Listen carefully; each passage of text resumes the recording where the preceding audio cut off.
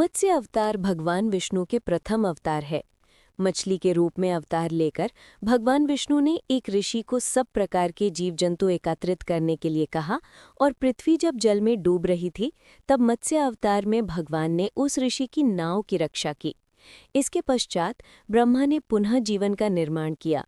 एक दूसरी मान्यता के अनुसार एक राक्षस ने जब वेदों को चुराकर सागर की अथाह गहराई में छुपा दिया, तब भगवान विष्णु ने मत्स्य रूप धारण करके वेदों को प्राप्त किया और उन्हें पुनः स्थापित किया।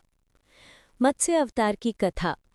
एक बार ब्रह्मा जी की असावधानी के कारण एक बहुत बड़े दैत्य ने वेदों को चुरा लिया। उस दैत्य का नाम हयग्रीव था। वेदों को चुरा लिए जाने के कारण ज्ञान लुप्त हो गया। चारों ओर अज्ञानता का अंधकार फैल गया और पाप तथा अधर्म का बोलबाला हो गया। तब भगवान विष्णु ने धर्म की रक्षा के लिए मत्स्य रूप धारण करके हयग्रीव का वध किया और वेदों की रक्षा की। भगवान ने मत्स्य का रूप किस प्रकार धारण किया, इसकी विस्मयकारिणी कथा इस प्रकार है। कल्पांत के पूर्व एक पुण्यात्मा राजा तप कर रहा था। राजा का नाम सत्यव्रत था। सत्यव्रत पुण्यात्मा तो था ही, बड़े उदार हृदय का भी था। प्रभात का समय था, सूर्योदय हो चुका था। सत्यव्रत कृतमाला नदी में स्नान कर रहा था। उसने स्नान करने के पश्चात जब तर्पण के लिए अंजलि में जल लिया तो अंजलि में जल के साथ एक छोटी सी मछली भी आ गई। सत्यव्रत ने मछली को नदी के जल में छोड़ दिया। मछली बोली, राजन, जल के बड़े बड़े जीव छोटे छोटे जीवों को मारकर खा जाते हैं। अवश्य कोई बड़ा जीव मुझे भी मारकर खा जाएगा। कृपा करके मेरे प्राणों की रक्षा कीजिए। सत्यव्रत के हृदय में दया उत्पन्न हो उठी। उसने मछली को जल से भरे हुए अपने कमंडलों में डाल लिया। तभी एक आश्चर्यजनक घटना घटी। एक रात में मछली का शरीर इतना बढ़ गया कि कमंडलू उसके रहने के लिए छोटा पड़ने लगा। दूसरे दिन मछली सत्यव्रत से बोली, राजन, मेरे रहने के लिए कोई दूसरा स्थान ढूंढिए, क्योंकि मेरा शरीर बढ़ गया है। मुझे घूमने फिरने में बड़ा कष्ट होता है। सत्यव्रत ने मछली को कमंडलू से निकालकर पानी से भरे हुए मटके में रख दिया। यहाँ भी मछली का शरीर रात भर में ही मटके में इतना बढ़ गया कि मटका भी उसके रहने के लिए छोटा पड़ गया। दूसरे दिन मछली पुनः सत्यव्रत से बोली, राजन, मेरे रहने के लिए कहीं और प्रबंध कीजिए, क्योंकि मटका भी मेरे रहने के लिए छोटा पड़ रहा है। तब सत्यव्रत ने मछली को निकालकर एक सरोवर में डाल किया, किंतु सरोवर भी मछली के लिए छोटा पड़ गया। इसके बाद सत्यव्रत ने मछली को नदी में और फिर उसके बाद समुद्र में डाल दिया। आश्चर्य!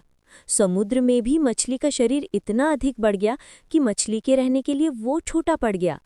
अतः मछली पुनः सत्यव्रत से बोली, राजन, ये समुद्र भी मेरे रहने के लिए उपयुक्त नहीं है। मेरे रहने की व्यवस्था कहीं और कीजिए। अब सत्यव्रत विस्मित हो उठा। उसने आज तक ऐसी मछली कभी नहीं देखी थी।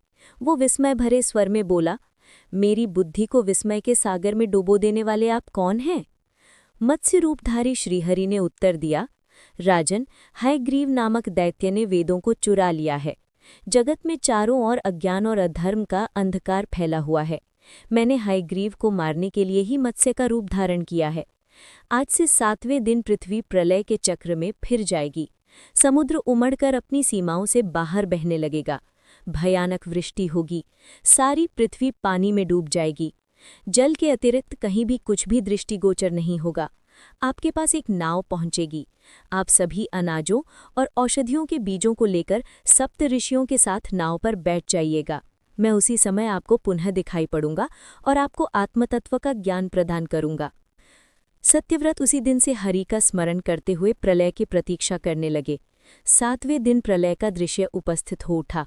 समुद्र भी उमड़कर अपनी सीमाओं से बाहर बहने लगा। भयानक वृष्टि होने लगी। थोड़ी ही देर में सारी पृथ्वी पर जल ही जल हो गया। संपूर्ण पृथ्वी जल में समा गई। उसी समय एक नाव दिखाई पड़ी। सत्यव्रत सप्त ऋषियों के साथ उस नाव पर बैठ गए। उन्होंने नाव के ऊपर संपूर्ण अनाजों और औषधियों के बीज भी भर लिए। नाव प्रलय के सागर में तैरने लगी। प्रलय के उस सागर में उस नाव के अतिरिक्त कहीं ने कुछ भी दिखाई नहीं दे रहा था। सहसा मत्स्य रूपी भगवान प्रलय के सागर में दिखाई पड़े। सत्यव्रत और सप्तऋषिगण मत्स्य रूपी भगवान की प्रार्थना करने लगे। भगवान से आत्मज्ञान पाकर सत्यव्रत का जीवन धन्य हो उठा। वे जीते जी ही जीवन मुक्त हो गए।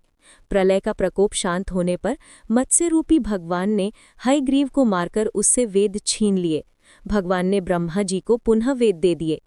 इस प्रकार भगवान ने मत्स्य रूप धारण करके वेदों का उद्धार तो किया ही, साथ ही संसार के प्राणियों का भी अमित कल्याण किया।